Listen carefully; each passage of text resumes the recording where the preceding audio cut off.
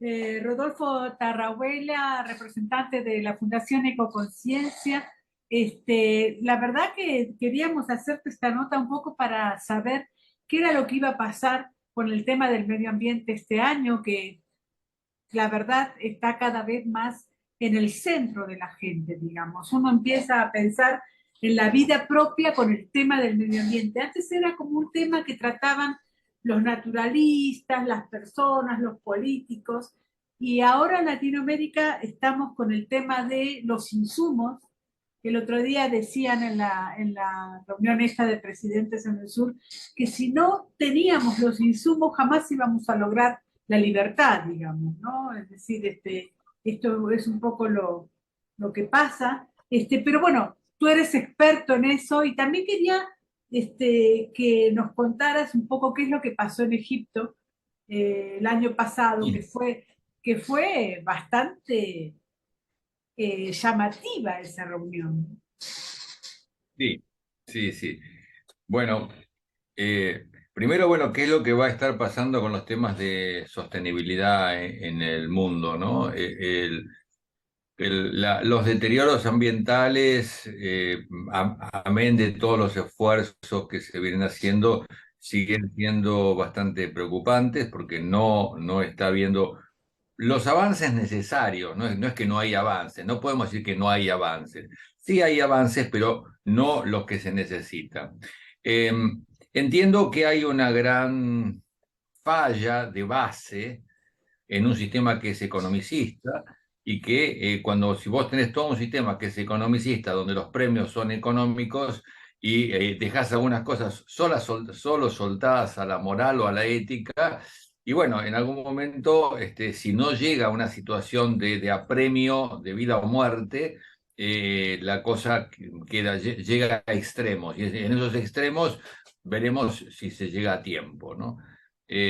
A favor de estas cuestiones, podría uno decir que, bueno, crecen mucho las tecnologías que podrían permitir la remediación de temas ambientales. En el año 21 se han producido algunos hechos como que Antonio Guterres, el secretario general de las Naciones Unidas, ha hecho el 25 de mayo un llamado a las industrias extractivas para transformarse en impulsoras del desarrollo sostenible, para que sean, bueno, en vez de quedarse en ese estigma que quedaban, que se transformen en impulsoras del desarrollo sostenible. Y el 5 de junio de ese mismo año va a ser una declaración que tiene que ver con que exista lo que es el diseño de la restauración. O sea, empecemos a pagar la deuda ecológica. Deuda ecológica no es ni más ni menos que, bueno, qué sé yo, Argentina tiene el 70% de sus bosques nativos destruidos, y uno puede decir, bueno, empezar a tener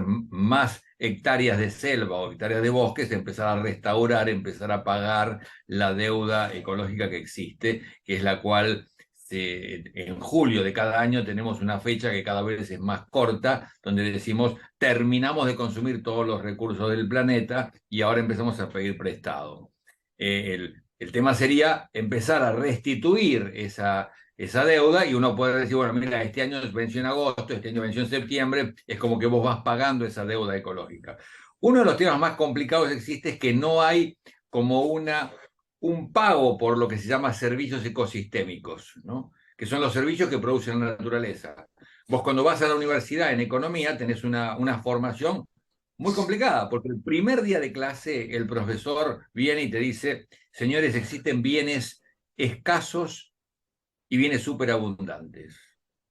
Los bienes escasos son susceptibles de valor comercial y a eso nos vamos a dedicar, no a los bienes superabundantes. Y si a vos se te ocurre preguntarle, ¿y para qué sirven los bienes superabundantes? ¿O cuáles son? Y te va a decir el aire, el agua, la biodiversidad. Y cuando te preguntás, ¿para qué sirven? Para vivir. Y fíjate que a eso no se van a dedicar. O sea que aquellos bienes para los cuales vos podés vivir, de eso no me dedico, porque no son susceptibles de valor comercial. Entonces, existe también, empezó a existir como un movimiento de decir, bueno, ¿qué pasó? Nosotros somos parte de este movimiento con un concepto un poco particular. ¿Qué pasa que hoy tenemos a la naturaleza como un concepto de esclavitud de la naturaleza. Hace 300, 400 años atrás, si vos hablabas de la esclavitud del hombre, era lo más natural del mundo. O sea, es decir, que haya esclavos era lo natural. Estaba legalizado en todo el mundo y no había país en el mundo donde no hubiera esclavos. Con lo cual, si vos venías, Mónica, y decías, no, no debe de haber esclavos en ese mundo, te hubieran dicho, sos abolicionista, pero no en el mejor de los sentidos. Te iban a decir eso en un sentido peyorativo. El abolicionista, el que no quería la esclavitud, en ese momento era mal mirado. Hoy por hoy nosotros decimos somos abolicionistas de la naturaleza. Queremos que la naturaleza, como la mayor infraestructura que tenemos para vivir, o sea, hay una gran infraestructura que es la infraestructura de la infraestructura, también necesita mantenimiento. Y como cualquier infraestructura, el mantenimiento tiene un costo, o sea no es tan súper abundante como dice el profesor de la facultad. Entonces, hay que pagar por ello y entendemos que también tenemos que contabilizar a la naturaleza dentro de nuestros costos. Si no la contabilizamos, y solo nos quedamos esperando que haya un cambio de conciencia radical y de ética, etcétera, etcétera, bueno, puede ser que nos quedemos esperando y terminemos en la destrucción de la vida humana, no de la del planeta, no el planeta va a seguir viviendo, el que no va a seguir viviendo será el hombre y será algunos animales, ¿no? Que como se vienen exterminando. Entonces, acá hay un concepto muy, muy fuerte que es el empezar a decir, ¿cómo hago para premiar, para pagar los servicios que produce la naturaleza? Los servicios ecosistémicos, concretamente. Eh, entonces, lo que ahora vos me preguntabas sobre Egipto, ¿qué pasó en Sharm el Sheikh? Yo tuve Sí, la pero, oportunidad. pero antes te quería decir algunas cosas. La ciencia está descubriendo también algunas cosas. Por ejemplo, la otra vez, hace poquitito, supimos de una célula que come todo lo plástico, digamos. Eso sería maravilloso. Y hay también otra cosa que regenera las células medioambientales. Es Sí. muy en el inicio, digamos, pero hay como cierta esperanza en la ciencia, ¿verdad? Bien, me encanta que toques ese tema porque estamos hablando entonces ya de tecnologías que no es computadora, que estamos hablando de Claro. biotecnología, estamos hablando de también de nanotecnologías, ¿no? O sea, que tiene que ver con la tecnología del trabajo interno del átomo, el trabajo por debajo del millón de pedacitos, digamos, de un metro. Entonces ahí estamos hablando de nanotecnologías que pueden cambiar las cosas. Entonces, empezaron a existir investigaciones, por ejemplo, donde absorben el dióxido de carbono, a la molécula de dióxido de carbono la parten, queda el carbono, o sea, captura el carbono y devuelve el oxígeno. Y con esa molécula de carbono, posteriormente, es capaz de producir nanotubos de carbono, o sea que lo que contaminaba el dióxido de carbono, lo que te producía un efecto calentamiento, capturándolo, produce ahora un activo monetizable de gran valor y de gran valor ambiental también, ¿no? Entonces, estas tecnologías son esperanza para el futuro. Las tecnologías también, por supuesto que siempre va a estar atrás de todo esto la palabra ética, ¿no? Claro. Digamos, ¿qué pasa con una tecnología, una nanotecnología que te sirve para hacer una trazabilidad de un líquido en una parte por millón?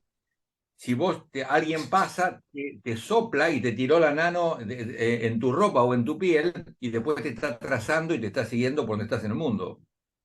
Entonces, también va a haber ahí una ética de la aplicación de la nanotecnología en el tiempo. Pero es cierto que los nuevos descubrimientos y las nuevas tecnologías pueden ser de gran aporte para la solución de temas ambientales en el futuro.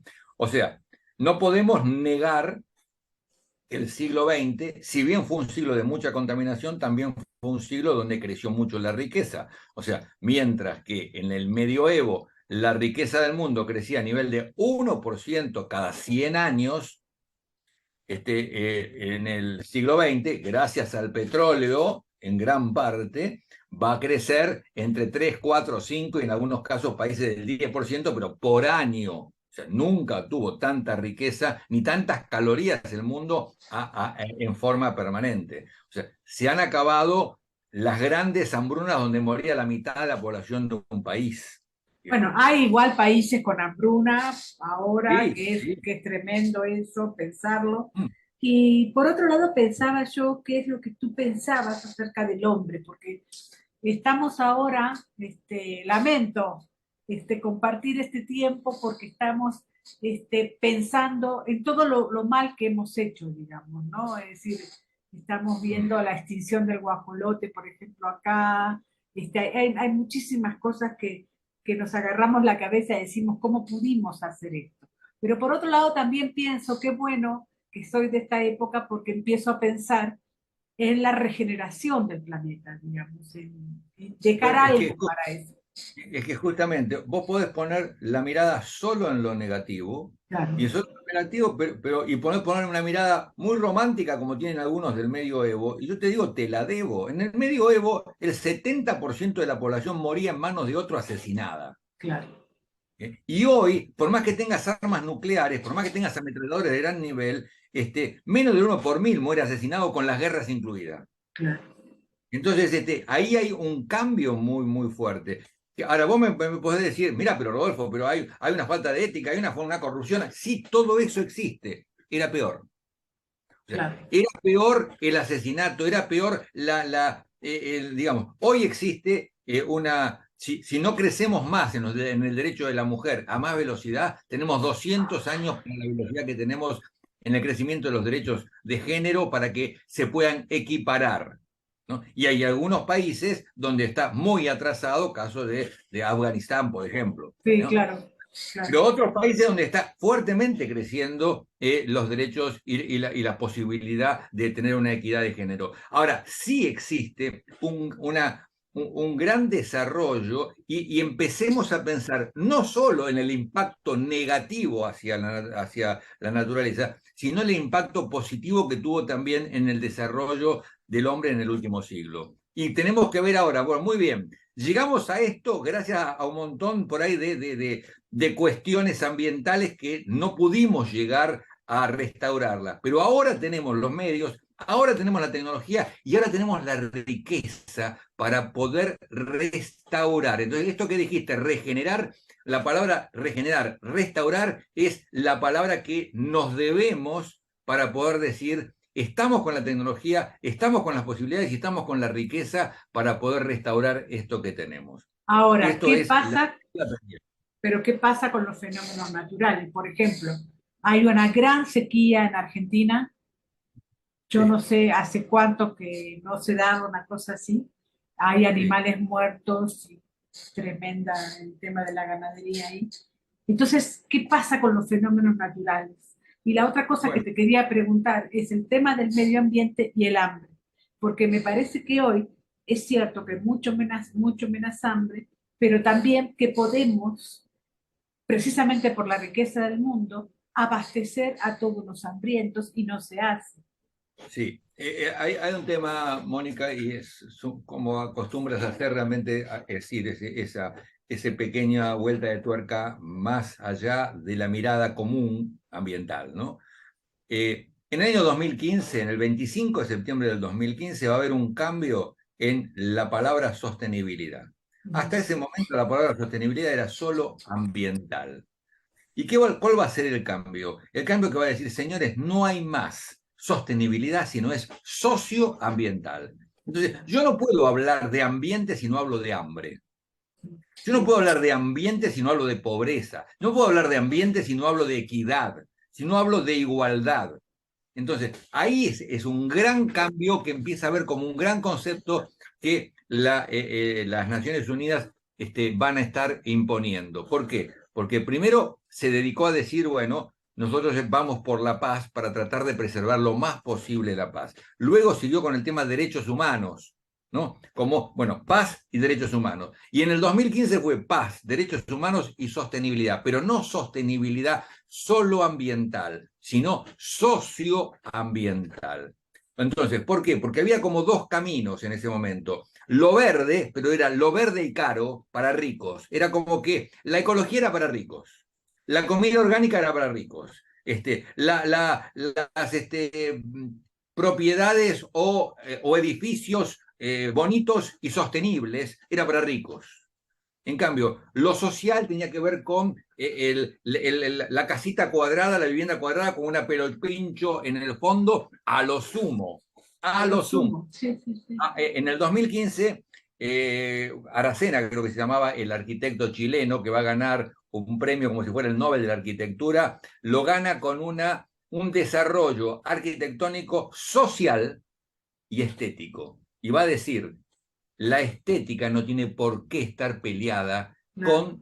con lo social. Lo social tiene que ir acostumbrado, tiene que ir ser no solo ambientalmente y sostenible, sino también estéticamente aceptable. Y no que era al pobre no importa lo estético, dale cualquier cosa, tiene que ser cuadradito con una cosa en el fondo y no puede haber sostenibilidad para eso. Así que el 2015 fue ese punto de unión que nos va a dar un cambio en todos estos aspectos. Hoy no podemos hablar del tema ambiente si no hablamos de pobreza y si no hablamos de... ¿Por qué? Porque obviamente muchos lugares con muchísima pobreza, si vos no podés sacar esos bolsones, esas posibilidades, si no podés dar lugar a nuevas oportunidades, entonces no hay sostenibilidad que puedas tener en el tiempo. Una de las El, cosas que te quería decir con respecto a eso, que más allá de lo que representen los gobiernos, me parece que el tema de la inflación uno tiene que combatirlo precisamente con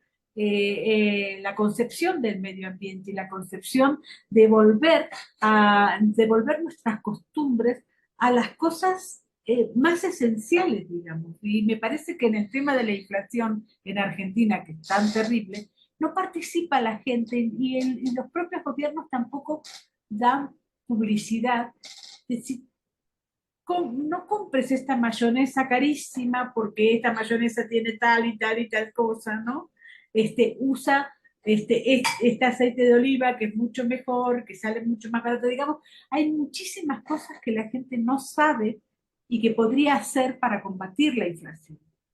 bueno, el año pasado, a principio del 21 creo que fue, tuve la oportunidad de ir a un proyecto invitado se llama SEQEM, Ajá. en Egipto, Ujú. uno de los proyectos que más me convocó, me emocionó en lo que hace al socio sostenible desde una fábrica cuyos empleados y obreros, la mitad de ellos cuando los toman eran analfabetos. Y va a haber algo muy interesante que incorpora. Él incorpora el tema de sostenibilidad, viste que la sostenibilidad en general te hablan de tres puntos, que va a decir ambiental, social y económica, y él va a agregar un cuarto punto, dice que para la sostenibilidad de una empresa se tiene que agregar el arte como cuarto punto. Entonces, el arte en una empresa, ¿cómo es esto del arte en una empresa? Bueno, imagínate que nosotros íbamos recorriendo la planta. La planta es una planta en el desierto de Sahara. Pues sí, pero ¿qué producen en el desierto? Bueno, ellos enverdecieron el desierto. Y la anécdota, o sea, tienen 2000 hectáreas que enverdecieron, que la hicieron un vergel en el medio del desierto, ¿no? Y algo muy importante es que cuando cuentan que la primera inversión que hace el padre del que actualmente es el CEO, dice que llegan con un tractor, pues le preguntaron, ¿qué necesito para acá? Pues dice, mira, vas a arar la tierra, vas a necesitar, primero vas a tener que construir el suelo, pues no hay suelo, digamos, esto es arena, digamos, o sea que vas a tener que cultivar después el suelo. Entonces, dice, necesitas un tractor lo mínimo. Entonces, dice, recuerdo cuando llega el primer tractor con un camión, llega el tractor, y después del tractor, atrás, yo estoy esperando que baje otro tractor y baja un piano. Eso fue fuertísimo, me dice el hijo. Dice, el viejo se volvió loco. Digo, acá en el desierto, un piano. Papá, dice, trajeron un piano en vez de traer otro tractor. Y entonces me dice, no, hijo, pero me dijeron que tengo que construir un suelo, tengo que cultivar la tierra, por lo tanto tengo que cultivar al hombre. Acá no puede haber, y no puede haber obreros de primera y de segunda, donde no pueda disfrutar. O sea, tengo que pensar que la gente que trabaje, por más analfabeta, por más persona que esté en la pobreza más extrema, pueda disfrutar de otras cuestiones que tienen que ver con el arte. Entonces hoy existía lo que llamaban la caravana musical o la caravana artística, donde la misma gente de la comunidad, que son 1.500 trabajadores, van recorriendo las diferentes oficinas y van bajando 5 minutos solamente eso, ¿no? Se distraen 5 minutos. Y entonces cantan, tocan música de sus tradiciones o de lo que quieren, y unos se expresan a otros musicalmente. Yo fui testigo de escuchar ese tipo de cosas, ¿no? O sea, ¿y qué es lo que él me decía? Me decía, Rodolfo, hay un tema que no se puede valorar porque no se comunica. O sea, cuando yo vendo mi té al mundo o mis plantas aromáticas al mundo, yo estoy expresando que el hilo de esta planta, el cartón que tiene, no viene de la deforestación, viene de una trazabilidad donde puedo contar de que esto fue hecho de esta manera, donde yo tengo un tema social especial, donde yo tengo a toda mi gente con un soporte médico, y tengo también ahora una universidad y un colegio que hemos hecho para todo esto. Y todo esto está dentro del producto que yo estoy vendiendo. Y tengo gente que, porque conocen todo esto, me compran esto. Que es lo que vos estás diciendo, Mónica, cuando decís, sí, pero la gente no sabe elegir. Y entonces lo que dice, falta poder saber informar, saber comunicar para que el otro llegue y pueda apreciar y pueda despreciar. Ojo, apreciar y despreciar también. Apreciar es compro, elijo. Y Y despreciar es no. despreciar, claro, claro, si me está vendiendo una pizza a 400 pesos, como otra cosa.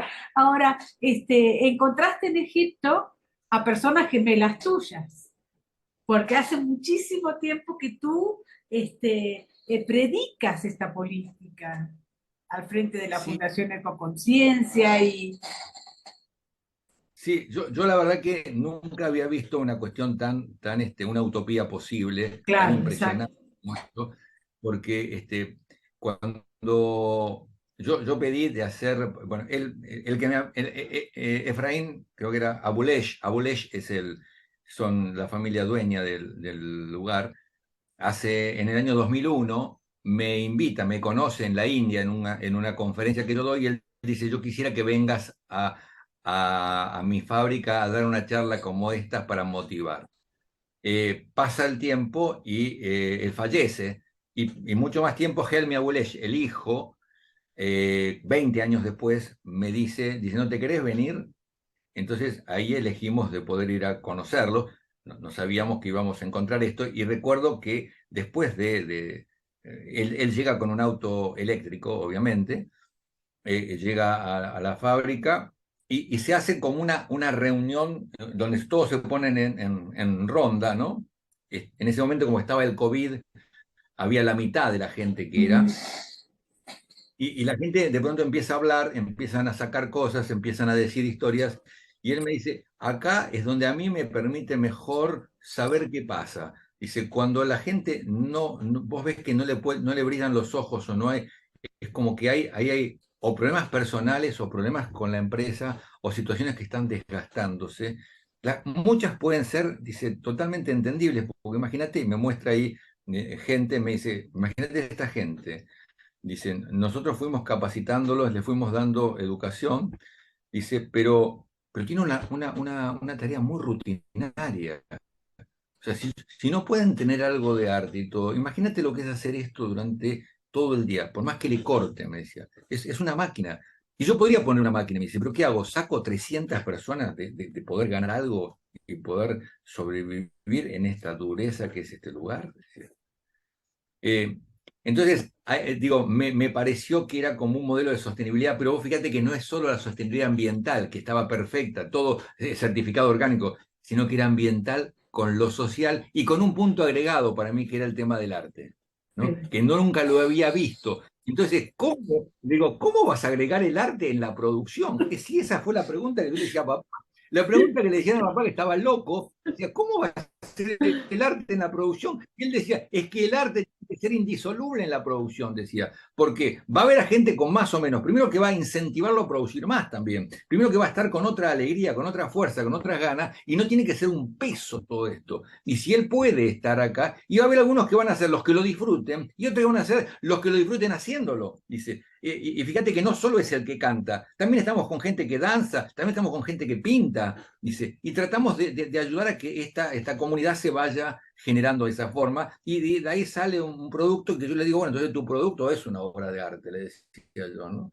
Y dice, bueno, no sé, lo único que puedo decir es que trato de que se comunique para que podamos tener quien lo aprecie y quien pueda despreciar otras cosas, porque no es lo mismo que alguien que cuida cada detalle de todo el producto, del inicio hasta el final, de toda la cadena, desde el papel que se hace el cartón, sea igual a aquel que no cuidó nada y que utilice bosques nativos para hacer el papel, decía. Bueno, Entonces, ahí está un poco esas diferencias y esas preguntas que hacías recién, ¿no? van las dos últimas preguntas. Me encanta hablar contigo y me parece que vamos a hacer estas charlas para nuestros 15.000 lectores, que ya son muchos. Quisiera que primero dijeras qué es lo que va a pasar próximamente con el tema de la sostenibilidad. No me contestaste lo de la sequía en la Argentina. Y la última, lo que pasó en Egipto, digamos. Bien. Bueno, recordame si me voy olvidando de alguna Sí, cosa. Sequía en la Argentina.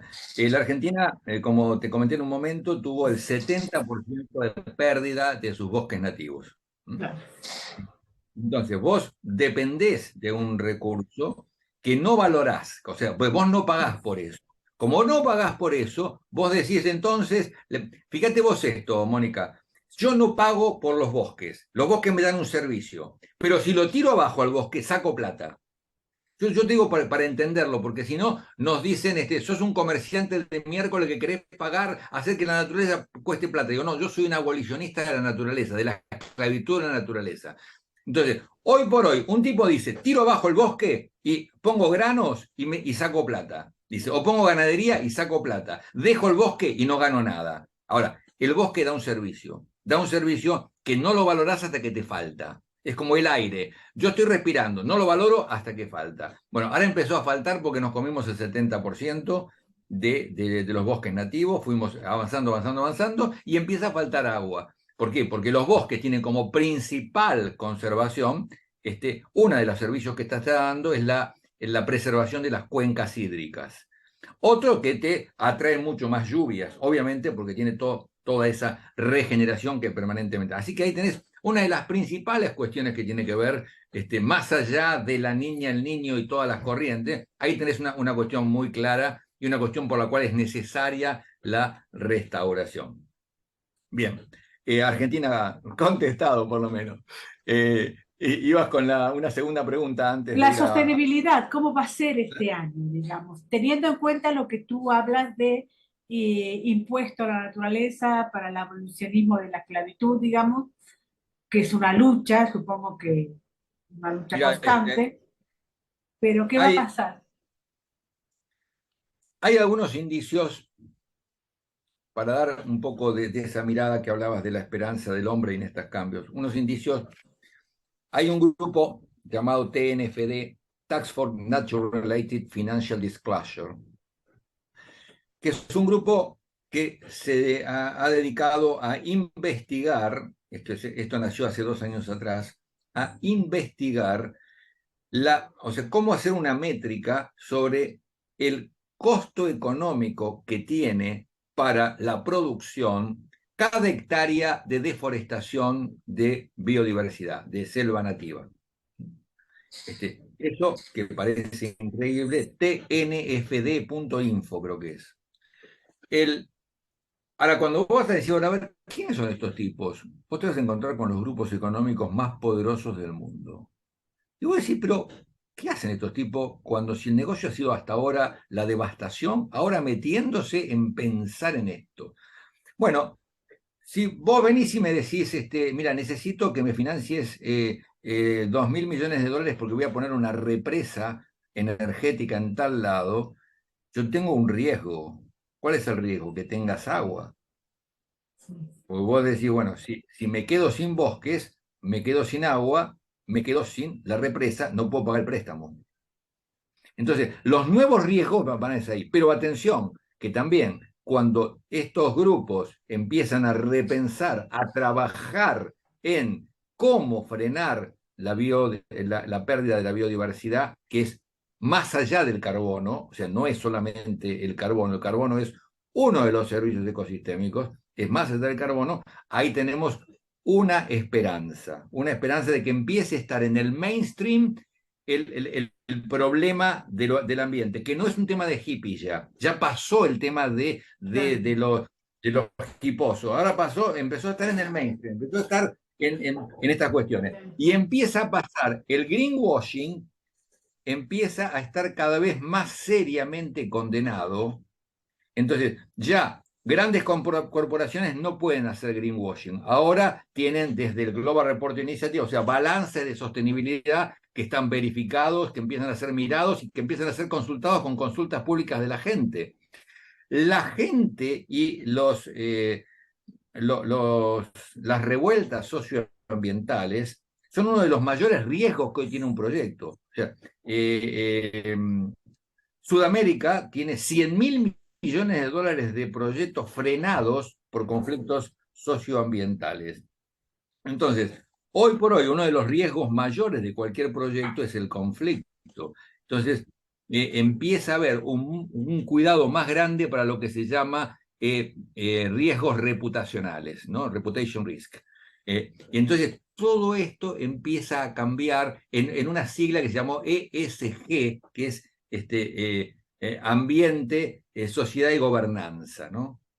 Cómo manejar, cómo gobernar todo esto que tiene que ver con lo medioambiental y lo social en forma conjunta. Empiezan a generarse nuevas estrategias de lo que se llama valor compartido, valor social, valor económico, ¿no? Y algunas de las propuestas que nosotros hacemos que tiene que ver con cómo valorar a una compañía, cómo hacer que una compañía sea valorada no solo por sus ganancias económicas, sino por el crecimiento de su población aledaña. Entonces yo puedo decir, esta compañía es exitosa, no solamente porque ha ganado mucha plata, sino porque la población que está a los costados ha empezado a ganar mucho, o ha empezado a crecer conjuntamente con ella. Y esto es un cambio paradigmático que empieza a reflejarse también en las bolsas del mundo. Por eso que existen ahora también tableros de acciones sostenibles, tableros de bonos sostenibles. Crecieron los bonos verdes, crecieron los bonos sostenibles, crecieron los bonos de género. O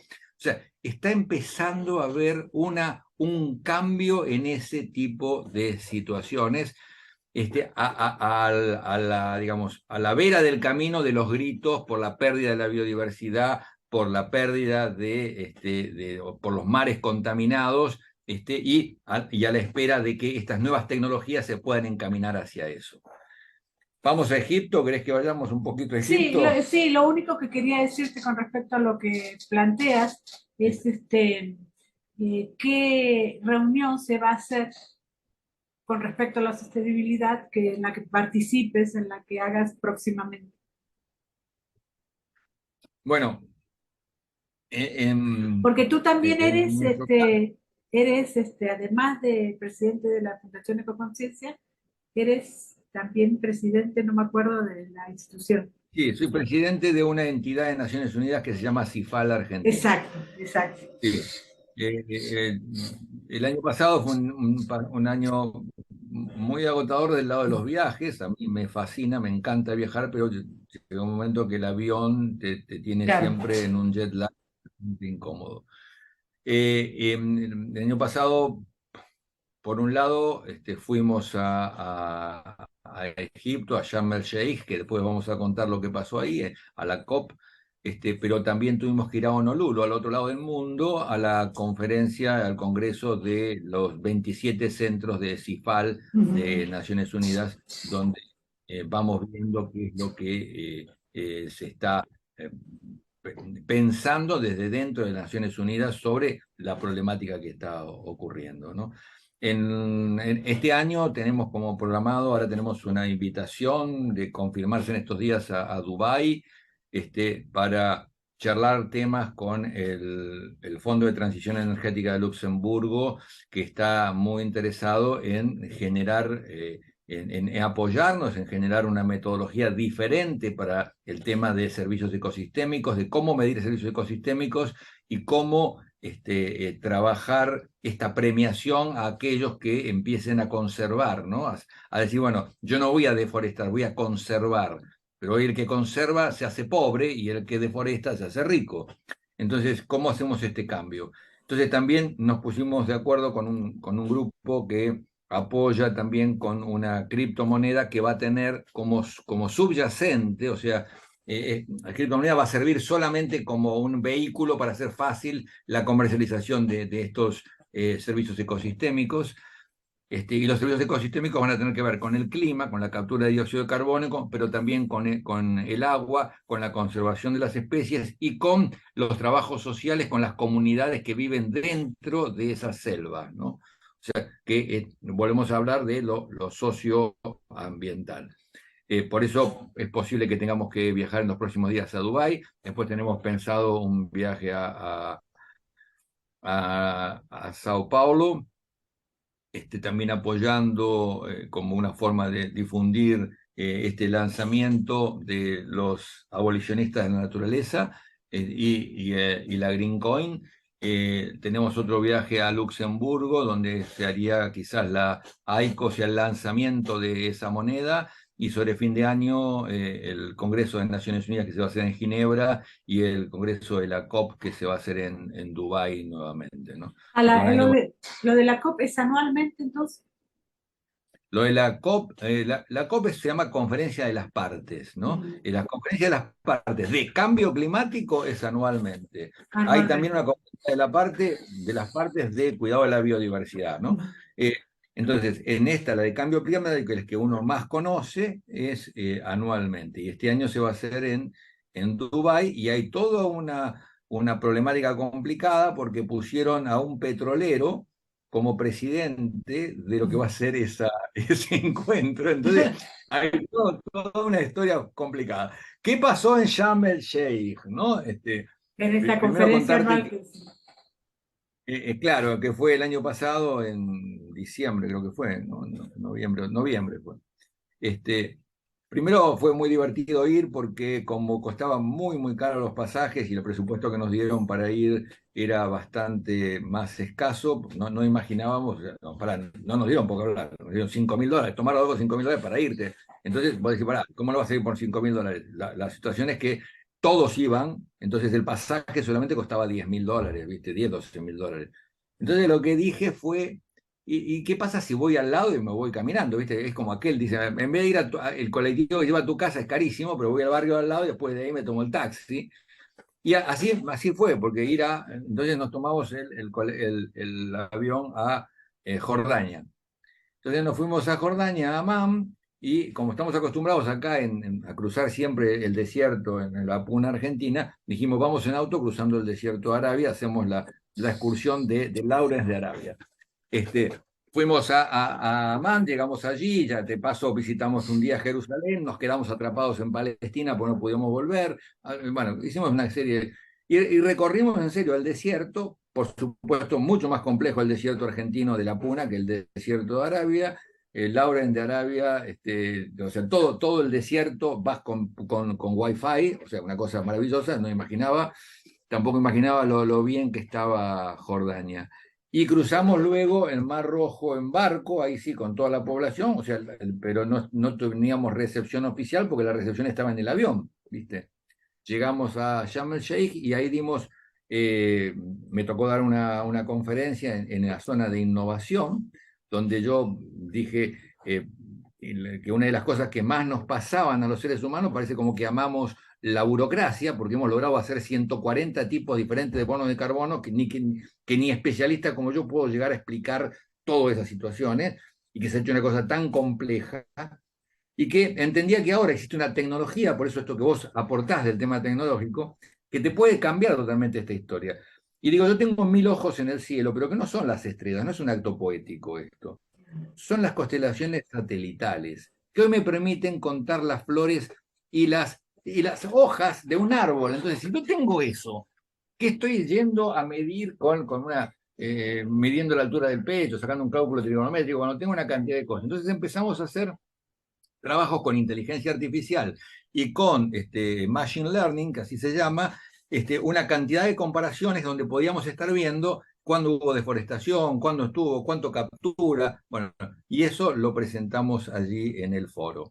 Ahora, eso no fue lo más importante del foro. Lo más importante del foro fue un pedido que se hace, y lo hacen las comunidades en general, sobre un concepto que se llama el daño ambiental del cambio climático. O sea, un pedido de a ver, vos hiciste la fiesta, la pasaste bomba, vos hiciste todo el cambio climático y te llevaste la plata al bolsillo y vos estás viajando en avión y estás de fiesta. Ahora El resulta que daño yo que... es este, claro, Exacto, acá hubo un daño. A ver, vos claro. hiciste la fiesta y acá hubo un daño. O sea, entonces, ¿y quién paga ese daño?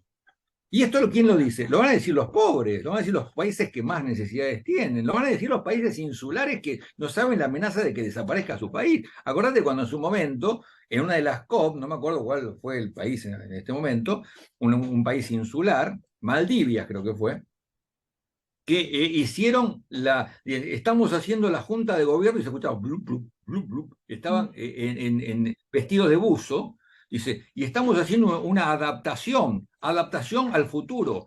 Entonces, el futuro es porque estas islas van a quedar inundadas y la única forma de poder seguir rigiendo nuestras vidas va a ser abajo del agua. Entonces, ellos se mostraron así con esta cuestión que fue tan fuerte que yo te puedo contar hoy en día, de lo que podía ser el futuro. Pienso en Japón, Y por ejemplo, ¿no? pero es claro, pero digamos, en los países que menos tienen y que menos recursos podrían tener, Claro. que son encima insulares y saben que se les viene y que no tienen con qué moverse, bueno, entonces hoy sacaron un nuevo concepto que fue, me parece espectacular, que es cómo vamos a hacer la reparación de daños. ¿No? Reparación de daños, pero entonces los países decían, bueno, no, podemos ayudar para que mitiguen. No, no, no, no, No, no, aparte de no, mitigar. claro.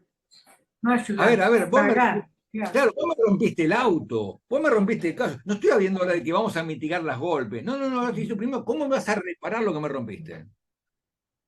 Eso fue una lucha muy fuerte, como siempre todas las COP, yo te voy a decir todas las COP, no te equivocas nunca si cada vez que termina una COP decís esto el primer día. O sea, la COP termina el 18, vos decís, no, no va a terminar el 18, va a terminar el 19. ¿Por qué? Porque el 18 no se pusieron de acuerdo, nunca. Y entonces, a última hora, el presidente de la COP, como queda como el culo si no se ponen de acuerdo, el tipo dice, acá no se va nadie, tenemos que llegar a un acuerdo. Y empiezan los quilombos y se ponen unos gritando con otro, hasta que terminan con alguna cosa que es el llamado el camino y esas son las declaraciones finales. En esta declaración final, finalmente se pusieron de acuerdo en que había que hacer una reparación de daños, entonces se va a generar un fondo de inversión para poder reparar daños. Eh, como cuestión positiva, te digo, interesante. Como cuestión negativa, ya hubo un fondo de inversión que hoy existe, el Fondo Verde para el Clima, dedicado a la mitigación y a la adaptación al cambio climático, de los cuales tenían una obligación de 100.000 millones de dólares por año que los países ricos ponían a favor de poder aplicar a los países pobres. Hasta ahora vienen invirtiendo unos 10.000 a 15.000. Es mucha plata, pero no son los 100.000 que estaban Claro. comprometidos. En el tema de la restauración, está bueno que ya se hayan puesto de acuerdo, seguramente en 1 o 2 años se va a terminar de establecer, no sé en cuánto va a ser el monto, pero yo te diría que esa fue la gran situación. Después la otra gran situación fue que había mucha reglamentación. Entonces estaba un poquito aburrido, era porque siempre vos te encontrás en las COP que hay algunos que están gritando, haciendo pancartas, poniendo cosas. Bueno, acá te lo llevaban preso los muchachos, o sea que no podías escuchar ninguna cuestión así. De todas esas que en general existen, digamos que yo decía, lo más duro que eran los veganos hablando de no coma carne, esas cosas, digo, esto era lo más ingenuo que te parecía ya o sea, casi una cosa muy, muy ingenua de lo que había. Pero esto fue, curiosamente, la COP. Lo único también muy feo que hubo fue un gran abuso, o sea, las autoridades no pusieron precios topes al turismo, con lo cual la persona que iba y no había reservado o no iba paga por alguien, te mataban, por decirte, entre 500 y 1.500 dólares por día te podía costar un hotel Qué en increíble. Sharm el Sheikh, lo cual era todo muy caro, todo muy loco, ¿no? Mal hecho eso desde la organización, ¿no? Después por el resto, bueno, una maravilla y que ojalá se pueda progresar en estos puntos. Pero desde el punto... Muchísimas gracias, Rodolfo. He aprendido mucho con esta charla. Gracias, Mónica, a tu Un servicio. abrazo enorme. Un Gracias. gustazo. Hasta luego.